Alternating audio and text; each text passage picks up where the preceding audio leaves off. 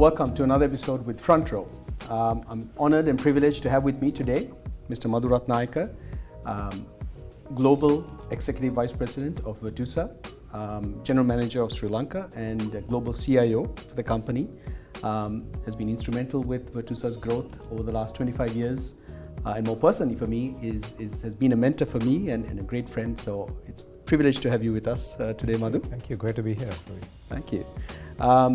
So Madu, let me start out with the more recent news. And congratulations once again. Got nominated in the top 100 CIOs globally.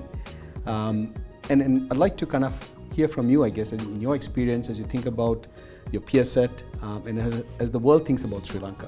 Virtusa obviously has grown beyond Sri Lanka over the last few years, but roots are grounded from here. It'd be interesting to hear from you what stands out from Sri Lanka's IT talent perspective, and how do we differentiate? What's the landscape like? Yeah, I think that's a great question. Again, if you look at you talked about the accolade, and it's a team sport. I mean, none of these stuff are individual. Sure. I guess, right? And so we've been able to do that predominantly, bringing talent across the globe. And if you compare Sri Lanka versus the rest of the world, if you look at the top of the pyramid talent that come out of Sri Lanka, I guess across the globe, everybody in the top 5% across the globe is very similar. I think they're really, right. Whether you're from Sri Lanka, whether US or Australia or India, that top 5% is the world's cream, right? And they all have very different mindsets, right. Very different approach to problem solving, very different approach to innovation.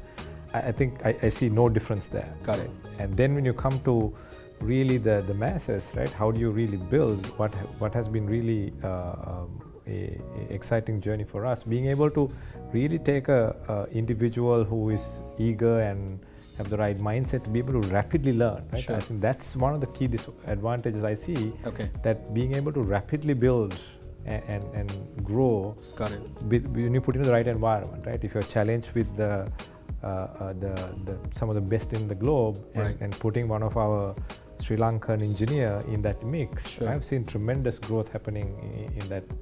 So that's the difference I see, I guess, right? That ability to grow very, very quickly in the right environment. It's almost that absorption capability, right? So when you're kind of placed with global top talent, it's called in the next layer, right, has risen to the occasion and adapted far easily, I guess. Very adaptable. Very adaptable and very learnable. I think that's really the key thing, right? Right. And a key point, I think, on the learnable, because we live in an age where it seems like the shelf life of some of these technologies are rapidly decreasing, Absolutely. right? So you almost have to unlearn and relearn at a very rapid pace.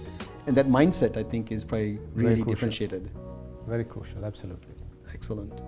Madhu, another area I know that you have a lot of thoughts on, and I think you've put to good use in terms of how you built out the CIO function at Virtusa, and as you're thinking about other exciting things that you're looking to do, this notion of global talent, right? And as we think about, we spoke of in this industry, the constraint is really supply. Right. We're blessed to have a very high demand profile. There's differentiated demand, obviously, at different rates, but by and large, demand is not a real issue, right? Supply is, and for a country like in Sri Lanka in particularly, how do we face this? What's our approach to be able to think about bringing our talent to bear at a faster pace? Yeah, that's a great question, Rui. I think we really have the template of this already in front of us, right? Okay. And I think Virtusa has done this extremely well over the years. Sure. And many other companies are doing that. And I think what had really happened during the pandemic, that's whole remote work and gig work really becoming mainstream, right? And most companies are a lot more comfortable about adapting talent across the globe. So just connecting with the point that I made earlier, sure. Right? We have really strong talent that can learn and very quickly grow. Right. What this does now is our ability to build global teams. Right. We are hiring maybe your architect from US or Australia or somewhere else and putting up with a team of engineers in sure. Sri Lanka and really being able to create that environment for those guys to rise up very quickly. So creating these global teams in areas, especially in new areas like cybersecurity, AI, where there is no precedence already, right? These are new technologies. Nobody is 10 years in any of these technologies, right? They're all brand new, and what you need is, just the raw learnability, talent, hunger. Absolutely, and then very quickly adapt that. And I think with a lot of these new platforms and remote work becoming mainstream, gig work becoming mainstream, we have a tremendous opportunity for our corporation in Sri Lanka to tap into some of the global leadership across the globe, especially for technology talent, and pair up with local, young budding talent to really create these formidable teams, and also give opportunity for our teams to learn and grow and take on the mantle as we go forward. I think that's a phenomenal opportunity right now. I think pandemic has really opened everybody's eyes to that. That's right. No, that's a great point, Madu. And I think to the comment you made earlier just about the accolade itself, I think showcases humility and humbleness. And I think it's from you that I learned this, and I might have been, even the term came from you, that there is a direct inverse correlation of ego to influence, right? And it'd be interesting to kind of hear from you how that plays out in your experience in Sri Lankan talent, right? And I don't know whether it's island mentality or us being adaptable, but I think that's played out quite significantly in the last while. That is true. I think you when you're humble, or when you're really able to suppress your ego in a conversation, what you end up with being a lot more empathetic about the situation, or you end up being a lot more open to learn, right? You have a more of a beginner's mind, right? And that's very crucial in current context, right? Because things are rapidly changing. We are in a so-called VUCA world, right? And things change very, very rapidly.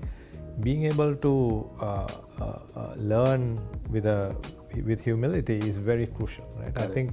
I think for some reason that we have that in our ethos, right? And people naturally are open-minded and willing to learn, willing to listen and see.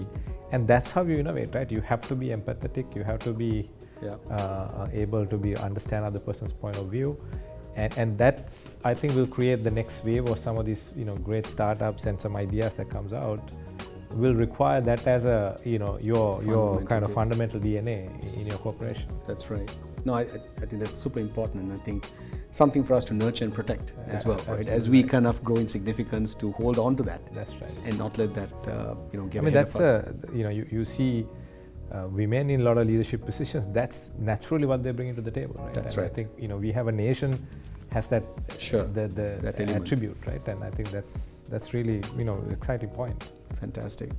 Madu, to wrap up, I guess if you were to kind of share with the audience, and I guess more importantly the youth of the country, exciting times, I would say, from a half full view, but the news would say otherwise, obviously, right? I think there's a lot of negative media around there, a lot of discussions about leaving the country.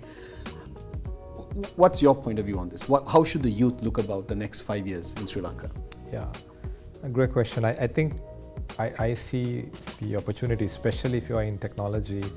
This is a tremendous time. I think this is like almost like a .com time all over again, right? Sure. You see, I think we are in this exponential curve of technology. We are just turning the curve, right? If you think about technologies that we thought science fiction maybe 5 years ago, like going to space and self-driving cars, robots doing all sorts of things surpassing human capability. That's right. And drones, and you name it, right? There's many things that science fiction is becoming real. Sure. Right?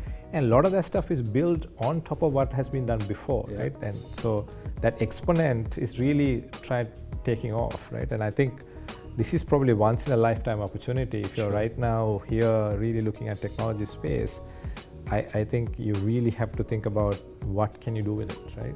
And really, as a youth right now, thinking about where do you go, what do you want to do, I can't think of a no better place than getting into technology right now, right? And really thinking about, and the ability to learn has opened up, right? You can, anywhere in the world, you can go to learn from right here in your couch, right? You don't have to go anywhere, and you can create relationships and partnerships across the globe now, right?